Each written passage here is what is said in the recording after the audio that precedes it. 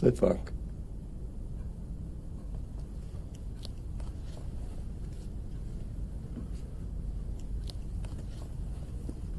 Is anyone there?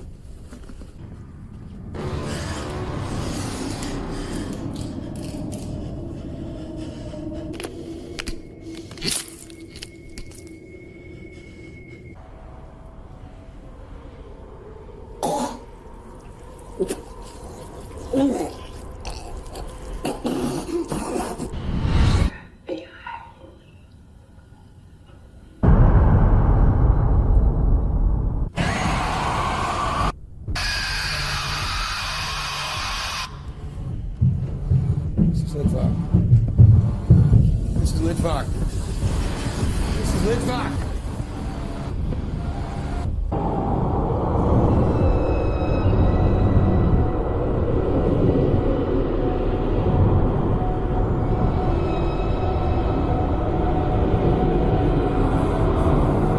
Loudhounds. Welcome everybody to Dead Talk Live, and before I welcome our very special guest, I'm wearing glasses because I woke up today with pink eye. So I apologize, I'm not going for the Matrix look. I want to welcome our very special guest, Dave Davis, from the great movie The Vigil. Dave, how you doing tonight? I'm doing all right. It's good to be here. Thanks for having me. No problem. It is our pleasure. So let's just dive right into it. How did the project of The Vigil come your way? The writer-director Keith Thomas hit me up. He had seen my movie Bomb City, and he, I guess, liked my performance in that, and he says it's a gut thing, and he knew he needed someone that he could trust to bring the character of Yakov to life on an emotional level, and he saw something in that performance that he thought would work for his film as well. So he sent me the script, and I fell in love with it. I mean, it was a great script, and it was a really interesting challenge for me as an actor. So I dove in head first. That's awesome. And it was just such a great movie. So let's start a little bit in the beginning of the career. What got you into acting and theater in the beginning? Yeah, I love doing it. And that's really what matters with this sort of work. It's difficult work. It's very time consuming, and there's a lot of rejection, but none of that matters if you love it. Exactly. And so I loved it, and I would work at it and do theater, and the more I did, the more I loved it, and the more I started to realize that I might have potentially have a career with it. So I started working harder and doubling down my efforts, and got into film eventually, and just keep hustling. And it's a matter of meeting people that you click with on an artistic level and finding projects that you relate to. Right time, right place sort of thing, but also just making it happen. And it's tough, but you gotta love it. You gotta love it, even the hard days. You gotta love it. So totally hear you. How did you find that transition from theater to screen? It definitely was an adjustment period. In theater, you got to act for the back row, they say, and in film, the back row is oftentimes 10 inches from your face. So once I started thinking about it like that, you think about the camera as an audience member. It's just an audience of one. And, sometimes that means forgetting the audience is there. And sometimes that means you have to play to them specifically in one way or another. And it's just a bit of an adjustment period. And, a lot of practice, a lot of trial and error. You got to dare to fail gloriously, which is something I always learned in theater, and which definitely applies to film and art and life as well. And, you learn the most from failure. So you do that enough, and you're bound to, even a broken clock's right twice a day. So now, you were in a TV movie called American Horror House. Was that your first introduction into horror? No, that was probably my third or fourth. But it's interesting because that was a really fun shoot. I was working with a director named Griff First. Sorry, he didn't direct that actually, but he produced it. and a friend of mine, Isaiah Laborde, who at the time was doing locations and all around production kind of stuff. But he later would be the guy who would bring me on to Bomb City. Ah. And I like to talk about that movie because around that time I did several movies with that crew, with that team. And I like to think of it as film school for me because I was still pretty new to film, coming out of theater. And it was on that set and the sets near it, but mostly that set, where I really got to shadow the director. I got to have free reign with my buddy. We did all the EPK stuff and ran around filming stuff. I learned about what every job on the set is and how to create a shot list and how to get it all done, and the inner mechanisms of independent filmmaking and low budget horror movies. And there were a lot of fun gags on that shoot. So, funny costumes, blood, special effects kind of stuff. So it was a great experience. Some great actors. Do you enjoy horror in particular, or is it just another job, or is it one that really stands out for you? Horror is something that's particularly fun about horror is it really is movie making. Like you can be on an indie set where it's all dialogue, and then you got the cameras and the lights and the acting and all that and the shots. But when you're doing a horror movie and you're watching the special effects guy prepare 30 gallons of blood and filling a bathtub with blood and setting up the gag to shove a broken beer bottle through a girl's eyeball, that's a special version of filmmaking. That can really be a lot of fun. And they say that horror movies are some of the most fun films to make. Yes. And I can tell you that oftentimes, in my experience, that's true. However, with the Vigil, that was a really serious, intense production, and I don't think fun was really on any of our minds. There was too much at stake. There was too much respect that we had for the material, and respect for the community that we were representing, and respect for the characters and the journeys and the depth of that film. So that wasn't really fun in the same way that other horror movies have been fun, but as a result, I think it's scarier, I think it's deeper, and I think it's one of the finer films I've been fortunate enough to be a part of. It's an amazing film. I can't say enough good things about it. The film takes place in Borough Park, Brooklyn. Did you actually shoot in Brooklyn? We did, yeah. I was living in Brooklyn for a month and a half. See, that makes it authentic. Yeah, actually, the house that we were filming in had belonged to a woman who had passed away in the house a couple months earlier. Oh. And a lot of the set pieces, such as wallpapers, curtains, carpets, were original. So her presence was really felt on that set, which added to the gravity and the respect necessary. We were very aware that we were in someone's house. Yeah. This was not a studio set. This was not 100% art decorated. The art department did a fantastic job and paid a huge amount of attention to detail and authenticity. But there was a vibe that we were on borrowed land in a sense. Oh, man. Oh, that's a great story. Did not know that. I knew that the exterior shots were Brooklyn because you could tell it's Brooklyn, but to hear that backstory is amazing. Now the movie, for me, it's a mixture of a lot of subgenres. You have the psychological aspect, you have, of course, the paranormal aspect, and then you have this art house aspect. What do you feel about the scene at the end when Yakov is actually going to confront the demon? When you first read that in the script, how did that strike you as part of the story?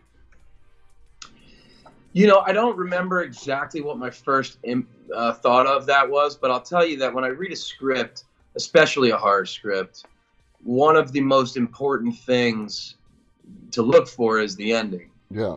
Because a lot of scripts can start out great, can have really great twists and turns, and then fall flat.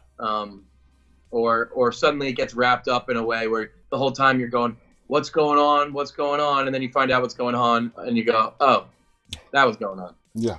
And I don't remember what my first impression was of the Vigil, but I remember thinking, where's this going to go? Where's this going to go? And when I saw where it went, I was thrilled because I knew that it was a real thought out, developed concept. You know, the metaphors and the layers and the characters were on a real journey, not just what a writer might think a journey looks like, you know?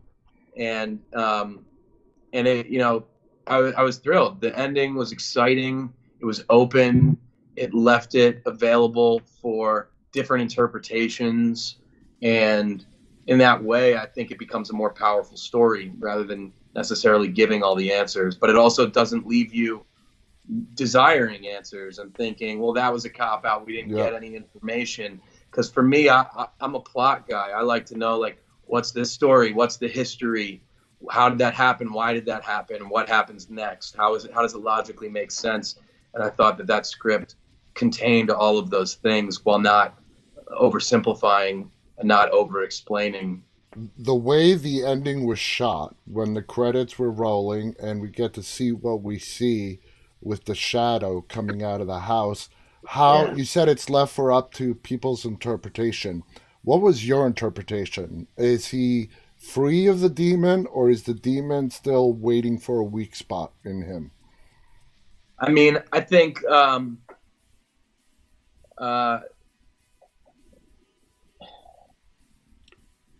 sorry, my phone gave me a about to die notification. I got to deal with that in a second so I don't lose you. Okay. But what was the question again? What was my interpretation? Interpretation of the ending when the credits were rolling and we see in the fuzzy mode the shadow coming out. So, for me, this film is about so many things, but one of the most important things is it's a mental health story. Yeah. And it was very important to me that when Keith and I were talking about the script, that I said, you know, at the end of this, is it, sorry, I'm getting a charger. Thank you. No, yeah, take your time. Take your time.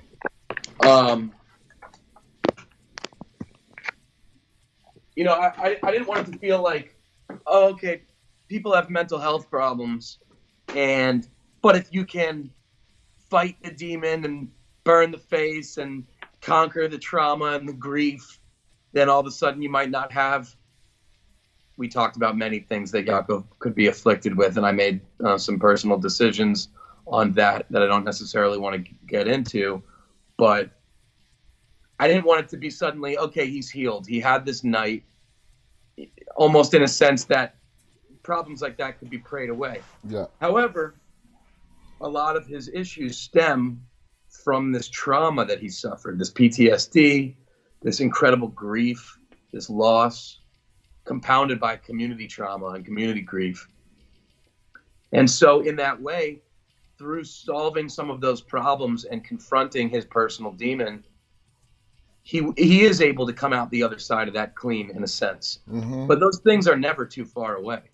No. You have to be, not to create a pun or anything, but you have to be vigilant. Yeah.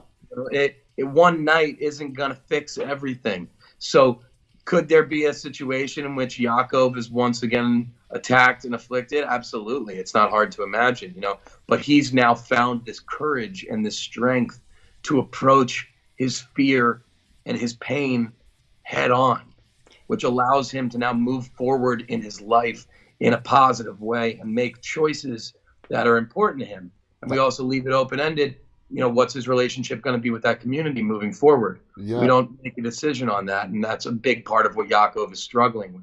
That's exactly how I saw it. That night was not a fix-all. For me, that night was Yaakov's first step to, I guess, recovery would be the right word. It didn't fix his problems.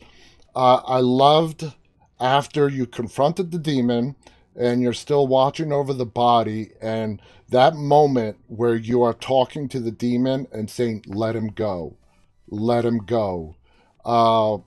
What did you dig deep into to play out that? I mean, you did that. It was so heartfelt. You were not crying. You were not scared. You had just been through a night of hell, and you're standing up to this thing and you say you are letting him go. Did you dig into any special part of an experience or something to make that happen, to bring that to such an authentic scene? Yeah, I'm getting goosebumps thinking about it. It was amazing. I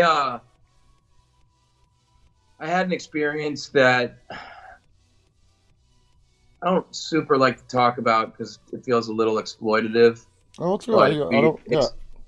well, it's just that it was a really intense experience for me. I lost a friend when I was in high school, or actually beginning of college, and at his open casket, I put my hand on his chest, and it was impossible for me to not be thinking about that during the scene. Wow. And I remember a sensation of thinking about how fragile life is, and how my friend is there and I'm here, and how easily our positions could be switched. Wow. And that's really what I was thinking about with Mr. Litvak, because here Yakov is. He has gone through this night, as you said, this incredibly painful, difficult night, but he's come out the other side of it. And when he comes downstairs out of this nightmare, having fought his battle, confronted his pain, here's Mr. Litvak writhing. The man that he's here to protect, writhing and spasming, a cadaver on a table. Yeah. And so in that moment, it's no longer Yakov's fear. He's trying to share what he's learned in this night. He's trying to share the power that he has divined. And he's talking to the demon, let him go, but he also says, let it go, talking to Mr. Litvak, because he realizes that even from beyond the grave, this is a choice that needs to be made. And he's also been battling this thing his entire life because of grief and guilt himself.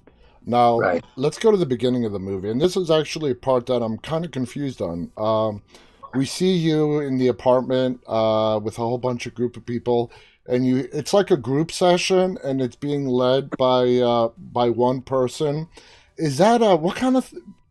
It doesn't really get explained, but is it a therapy group? What is that about? That's based on a thing called Footsteps, which is a program that was started as sort of a group therapy, but more than that, as a transitional tool to people who are leaving the ultra-religious Hasidic community and attempting to join the secular culture of America. And that is something that has a number of difficulties associated with it. For one, that community, whom I met a lot of really beautiful people from, but they struggle with education, as in they don't offer a total education to all of their children. And as a result, when people decide to leave that community, oftentimes you'll have people ages, use your imagination, who really don't even speak English that well, and who've been living in New York their whole lives, and maybe were never introduced to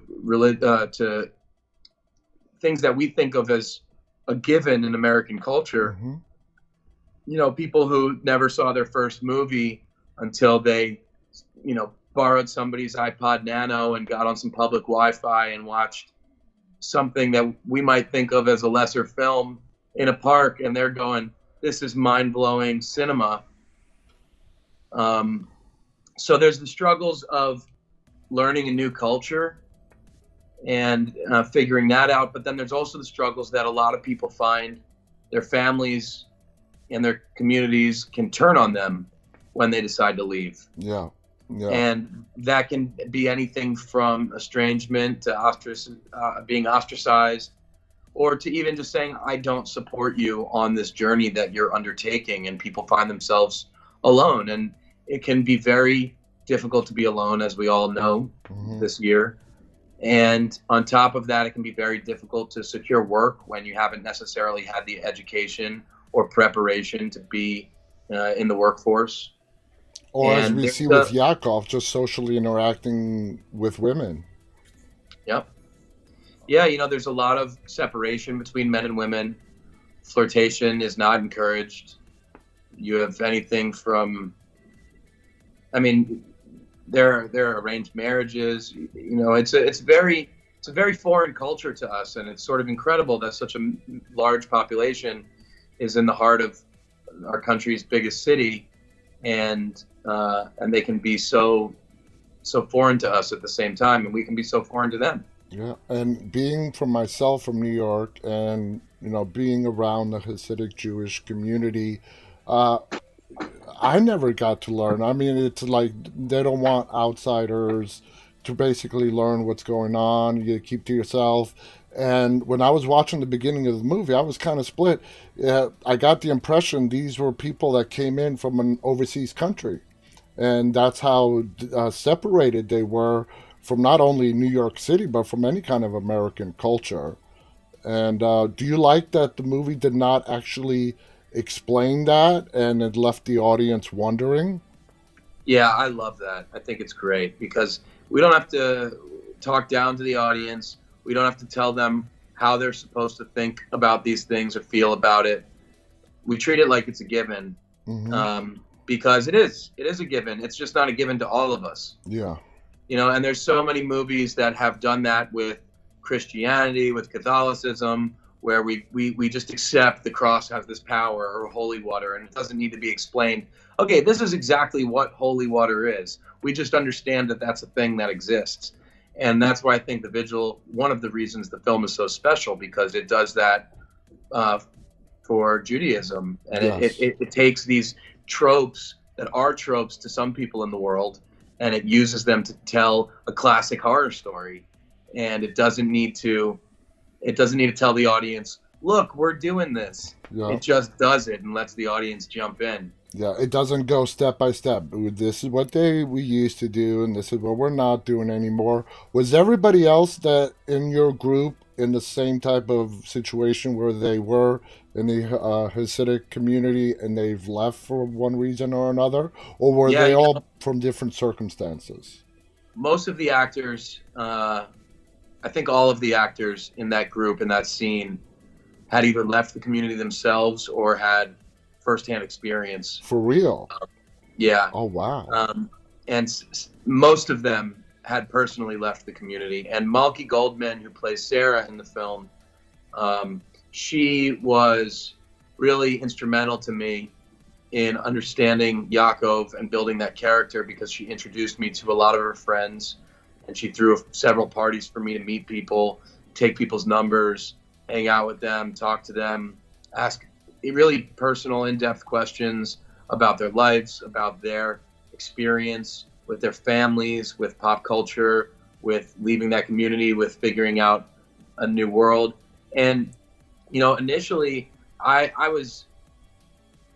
didn't even really necessarily believe that people's accents could be so strong. Mm-hmm. And I met people and they were like, I didn't speak English until I was 14. Wow. It's like, but you lived in Brooklyn. Mm-hmm. It's like, yeah, but I didn't ever leave my 3 to 6 block radius. And that blew my mind. And it was really important to the producers and to me and to Keith. We talked a lot about it. I don't speak Yiddish. I didn't want it to be this kind of trope that you see in a lot of movies where they're supposed to be in one language and they speak it for a few lines and then they switch over to English because it's more convenient for the actors, it's more convenient for the audience. But we wanted it to feel really authentic. So anytime something would be in Yiddish, we put it in Yiddish. So all the conversation with Reb Shulam, it makes sense that he would want to speak in Yiddish, and it makes sense that I would be replying mostly in Yiddish. When I'm alone, I'm speaking to myself. Mm-hmm. It makes sense that having spoken Yiddish my entire life, I wouldn't have suddenly switched over to my second language to, when I stub my toe or something like that, when I frighten myself or when I see something that upsets me. And that is so authentic. And for all of our viewers watching in New York City, and I have some personal experience in this, my parents are Greek immigrants. They were living in the United States for 50 years. And in New York City, you can so isolate yourself within your community of your ethnic background. My mom has now been a citizen of the United States for almost 50 years. She can't put together an English sentence. and it's really authentic. So I'm telling this for the people that watch it, like, yeah, it's not, that can't happen. Yeah, it really can. It doesn't matter whether you're Jewish, Greek.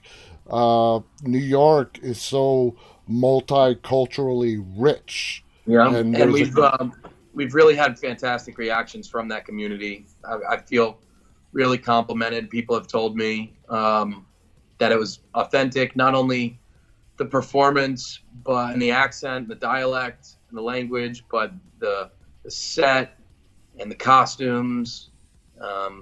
So we're really, really happy because we put a lot of work into that, and it seems that people have really connected with it. Yeah, yeah, and I'm glad. So the while you guys were filming, the Hasidic Jewish community there, they embraced you guys. They didn't try to push you away, get out of our neighborhood, or anything like that. Well, we were met with curiosity for sure. I don't know if it was full on embracing. I think if anything, it was, "What are you doing here? Yeah. Why are you filming that? What's up with all these dolly tracks in the middle of our street?" We had hundreds of people come out to watch us film, and it was a range.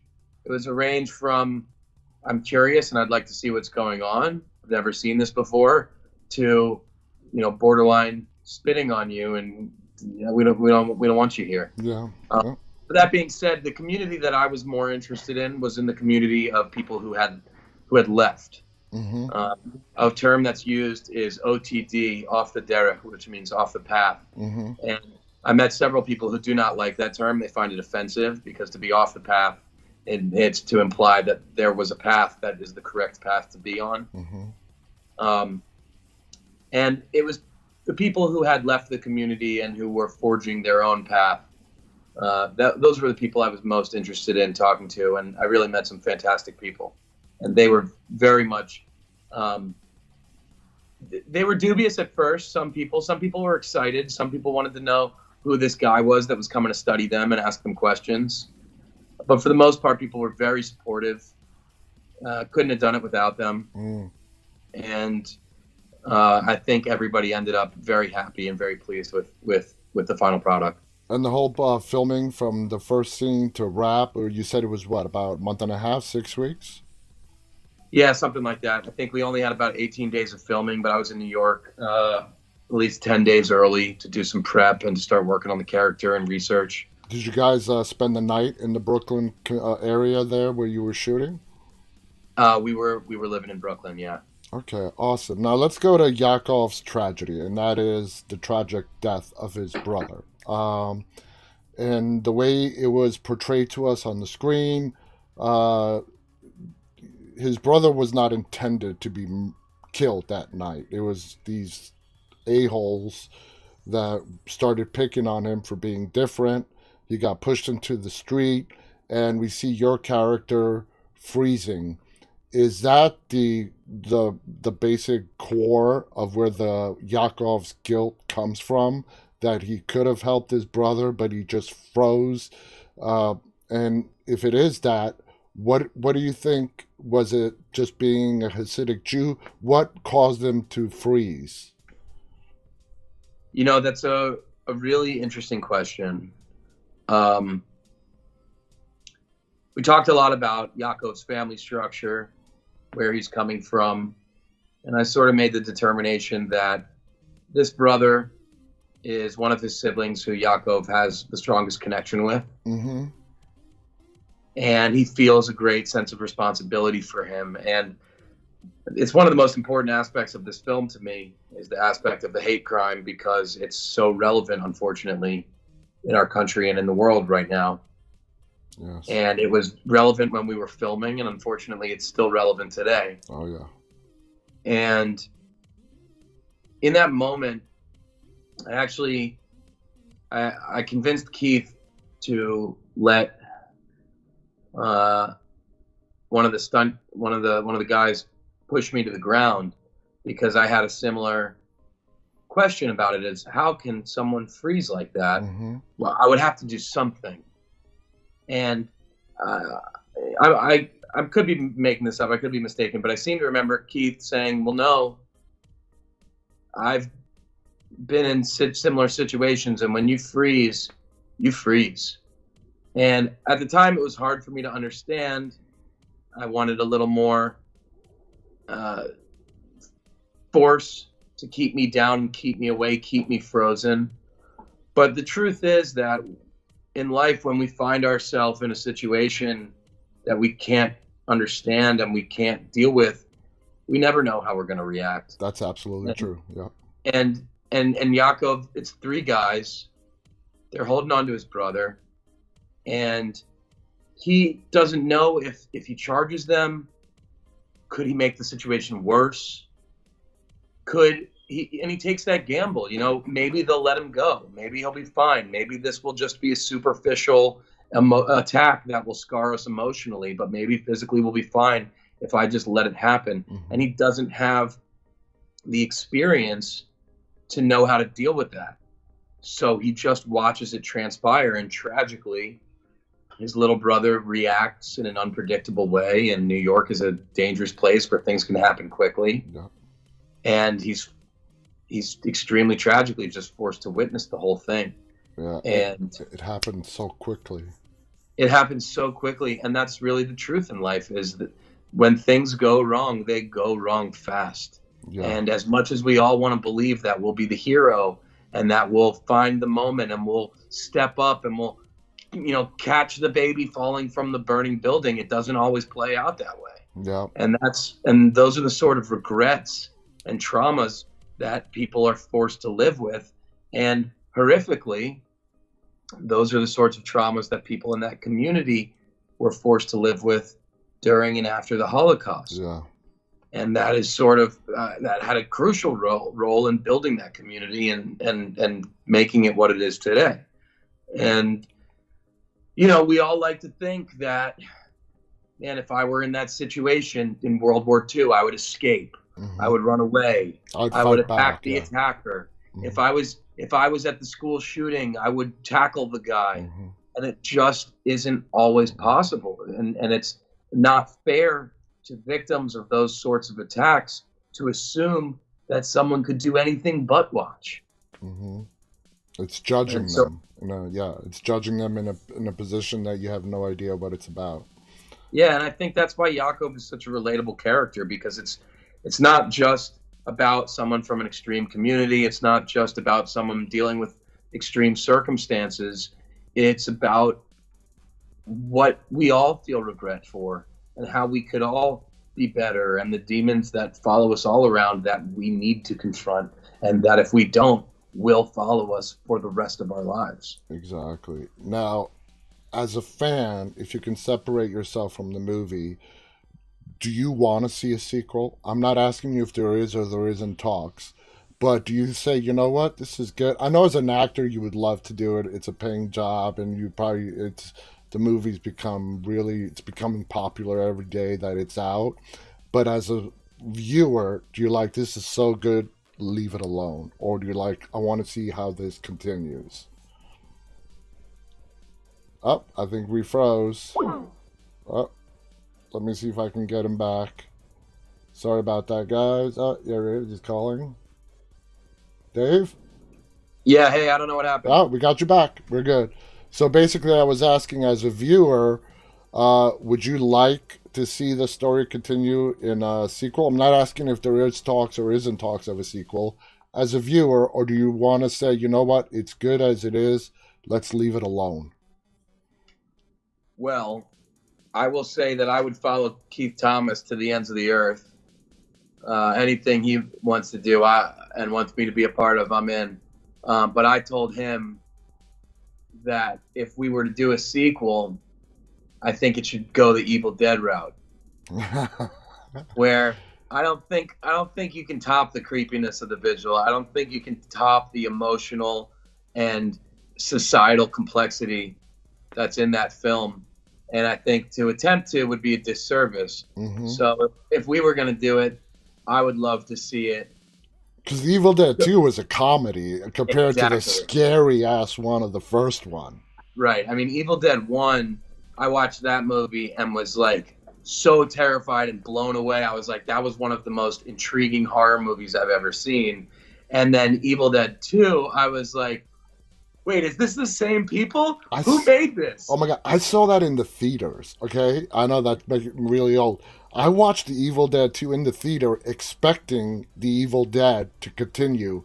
And it was Yes. this comedic thing. I'm like, what am I watching? And I love that, you know, and I take my craft extremely seriously, but I also take a lot of joy in storytelling and believe that it can take many different forms. So I told Keith that if we do another one, I'll be expecting some sort of chainsaw for a hand. Bruce Campbell, watch out. So, the reason why I learned of this movie called The Vigil is because the weeks leading up to its release, it was getting a lot of attention. A, because it was getting good reviews from the critics that have seen it, but primarily from various news outlets, including the New York Post, because there have not been that many horror movies uh, revolving around the Jewish faith and traditions. Yeah. It seems to be the way these writers wrote it up like a taboo that a lot of filmmakers don't want to touch. And The Vigil was getting applauded for going into an area that a lot of other filmmakers did not want to go to. What are your thoughts on that? Yeah, well, I think Keith really had the foresight to say, this hasn't been done before. He had a great idea and he realized that it was this fantastic opportunity to captivate a large audience's imagination in a way that really hadn't been done before. And then he connected with Boulder Light Pictures, and they happen to be observant Jews, Orthodox Jews, who make horror movies. And I don't think it was ever really their intention to make a Jewish film, but when they saw this script, they realized it was an opportunity, as they like to say, to make the Jewish horror movie. And it was a lot of really beautiful cogs coming together. And Keith got me involved. And from there on, we were just off to the races, and we all just worked our butts off trying to make the best thing possible. And I think we really did succeed in coming up with something that was very original, hadn't been done before, hadn't been seen before. You know, Keith was determined not to do another Dybbuk movie. Mm-hmm. There have been a couple movies with Dybbuks, mm-hmm. and also a lot of times they are attacking people that are outside of the community. He wanted it to be seen from within the community. Mm-hmm. And the Mazik is a demon that has never graced the screen before. I never heard of it before. Yeah, I never heard. A lot of people have not. Yeah, it means destroyer. Wow, that is. I mean, I can say personally, if it wasn't for those news articles about writing about the movie and its dive into the Jewish faith, I would not have heard of it. But I tell you, I do articles when I do my solo shows. I read news stories, and I did it over several days, and I kept reading about this movie to where 2 Fridays ago when it was released, I watched it on the first day it came on video on demand. Awesome.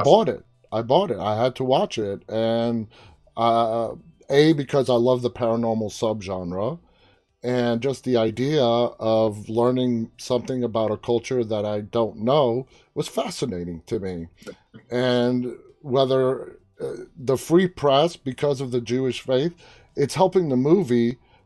Tell me if you agree with this, it's getting more people to watch the movie because of the press. And even though it is because they're writing not only about the quality of the movie, but because of they're writing the article about the Jewish faith, it's still good press. I mean, do you agree with that? It's getting people to watch the movie. Absolutely. And, you know, one of the most important things about the film for me, and one of the things that attracted me to it so much, is this is an underrepresented community. And it's often misrepresented. Mm-hmm. And so not only is this giving a whole group of people an opportunity to see a character that mirrors their lives and their experiences, but it's also opening up this whole world to the culture at large, to people who before would have no experience with it. Yeah. That, don't know what a footsteps meeting is, mm-hmm. haven't ever met someone like Yaakov, can't believe that people live in the United States and don't know how to speak English, like myself. I was in total disbelief. And the more I learned about the community, the more I realized how important it was to tell a story authentically and with respect to that community. And, you know, I've spoken to a lot of people.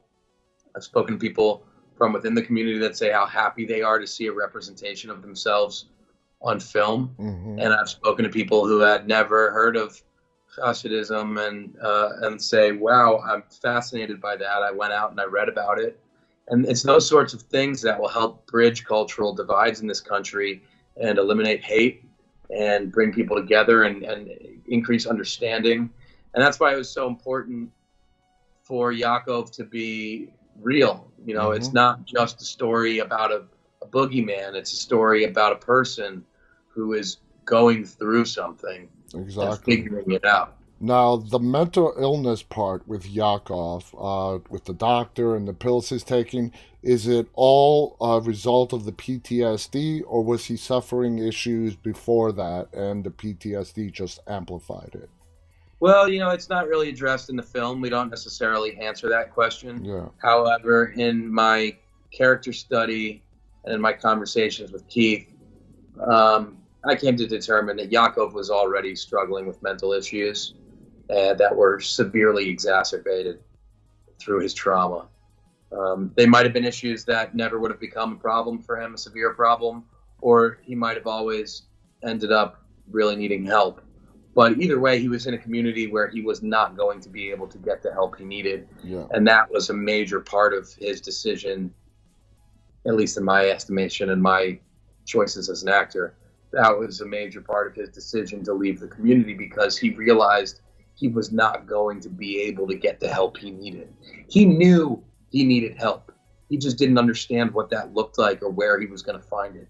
So the only thing he could do is leave. Yeah. Of course, in leaving, he finds himself between a rock and a hard place, out of the frying pan and into the fire. Okay, that's so true. Now, since the movie has come out, all the attention, the critic raves, the viewer raves. Are you as far as your career goes? Are you getting more offers? I know it's only been a couple of weeks since it's been out. Has the release of the Vigil changed the trajectory of your career? You know, I hope so. I hope people will watch it and like it and want to work with me. But for me, it's life as usual. It's working to try to find projects that I connect with. And when I do, just putting my all into it. So, you know, nothing has changed too much for me. I'm really excited to talk to people like yourself who are interested in the film and want to talk about it. And, you know, as an artist, you put so much work and love and time into making something, and you hope that people connect with it. And this is an example where people have really connected with it. So that means a lot to me. And it means more to me, though, that other people will gain something from that. You know, I love that this creates exposure for Bomb City, which was an extremely important film for me, and which tells a true story about real people. And that's a story that I think is extremely important to be told and to be learned and to be watched. And so for me, the exposure is just a bonus, because I'm interested in telling stories like this to help people and to help the world. And yes, it's my career, and yes, I hope it creates more work, but that's not really why you do something like this. Okay, that totally makes sense. It's making a difference that really counts. Now, I gotta ask you this. You spent some time on The Walking Dead. In season 3, you had the honor of being killed by Michael Rooker. That man is amazing. That's what I was going to ask you. What was it like working with him? Is he? I mean, he's such a professional, great actor.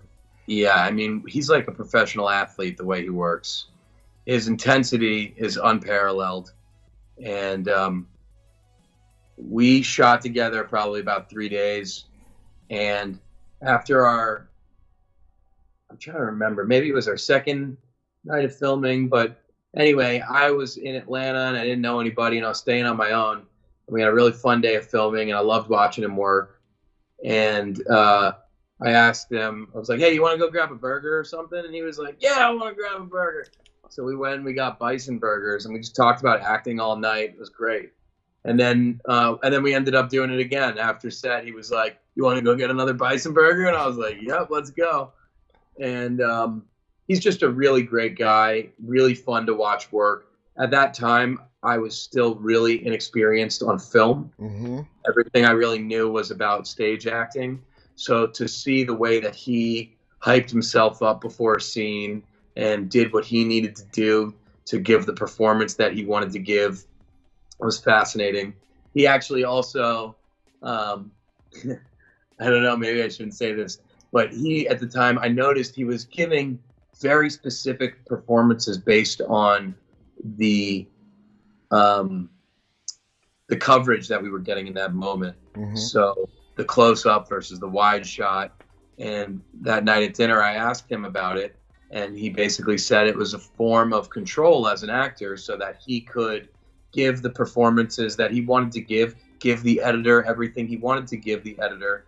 But at the same time, if he wants to give a performance this way and he does it that way 6 times, and then on the 7th time they say, "Hey, do you mind doing it that way?" He wanted to make sure that they weren't going to take the one take that he didn't want them to use. So he was manipulating his performance in a way that I couldn't even really comprehend at the time. Now, I later talked to a writer about that, and they had some gripes with it. We don't like it when actors do that because we write it this way and blah, blah, blah. So I was a little torn, my producer hat versus my actor hat. But I can tell you that he was a true professional and just a pleasure to work with. Everybody loved being around him. Really funny, fun, lighthearted. So being on The Walking Dead in the 3rd season, I call the 3rd season of The Walking Dead where it really started to get to this, or what ultimately became a revolutionary show. How would you describe the atmosphere on the set? In season 3 being a governor henchman, which to date is still the most evil villain that the show has ever seen. Yeah, no, I mean, it was a blast because I was a fan of the show coming in. And showing up, I'd tell someone, I'm a fan of the show. And everybody would look at me, yeah, we're all fans of the show. We all love the show. So it was a really fun place to be. At one point, I think I was in a costume fitting. I stumbled across a room that was filled with hundreds of corpses that were in storage for, whatever scene I'm sure inevitably they're going to need, where there's 50 corpses in a gymnasium or something like that. Wherever they need all the corpses, this is where they were holding them. And it was like you open the door, whoa! It was really a lot of fun to have all the zombies walking around with the lenses in and everything, and it was just a great atmosphere. Everybody loved being there. I've had that vibe on a lot of indie shoots where everybody's really unified in their effort and has this common goal. It's not just about money. It's not just about a job. Everybody really has this common effort, and that was a project with a big budget where it really had that vibe. So by season 3, I mean, we know we didn't start off as a big budget, but by season 3, the success of The Walking Dead definitely translated into, you could tell on the set, the budget had really increased. And they were going all out and not sparing any kind of expenses. Yeah, it's funny. I had watched the first season and a half, maybe. Mm-hmm. And then when I booked the role, I was like, well, I gotta finish the 2nd season. So I was watching it and finishing it up until the point that I was in my hotel room, getting ready to go to set. I finished the last episode maybe the night before I went to set for the first time. And I'm blanking on his name at the moment, but he's a great actor, and he's in the 1st and 2nd season.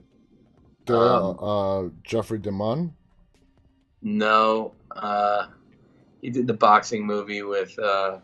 John Bernthal, Shane? Yes. John Bernthal, yeah. And I was so excited to meet John Bernthal. And I got to, I'm in Atlanta, I drove up, and I'm in the hotel room, and I'm just like, man, I'm really excited to meet that guy. He's a great actor. I can't wait to pick his brain a little bit. And of course, he gets the axe in the last episode of season 2. And I'm like, oh, come on. Oh, man. How does it feel like you're in forever the Walking Dead lore? You're in the Walking Dead Wikipedia as one of the governor's henchmen. You will forever be there. I'm very proud that I killed a zombie. I know you only have a certain time. You're actually almost are out of time. One last question about the Vigil. If you were to sum it up in like one, what was your best experience on the movie? Was it a scene? Was it a moment? Was it an interaction between you and another actor? What would be the best moment that you took away? It's so funny because I've had a lot of people ask what the hardest thing was, but I haven't had anybody ask what the best thing was. So I got to think about that for a second. It was really wonderful to work with Lynn Cohen. She was a powerhouse. She sadly passed away within the year after we finished filming, I believe. Not too long ago, though. I'm not sure exactly when. But she's really missed, and she was fantastic. I loved working with her, and I learned a lot from her as an actor. It was also that final scene was really fun to film. We didn't have any special effect, no visual effects in the film. Everything is practical. So when even the people coming through the walls? Yeah. Wow. And that was really fun. So that was the only thing in the shoot that was built on a set, on a stage. And we built out that hallway, and the walls were made out of, I don't even know what the material is, but they did a great job.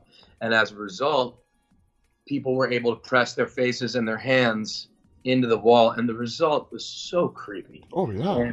And walking through it, and we used only natural light with the candles and a little movie magic tip we figured out. I don't remember who figured it out, if it was our props department or lighting department, but you basically make a fake candle with 2 wicks in it so that there's extra flame to make the flame light my face up more, light the walls up more.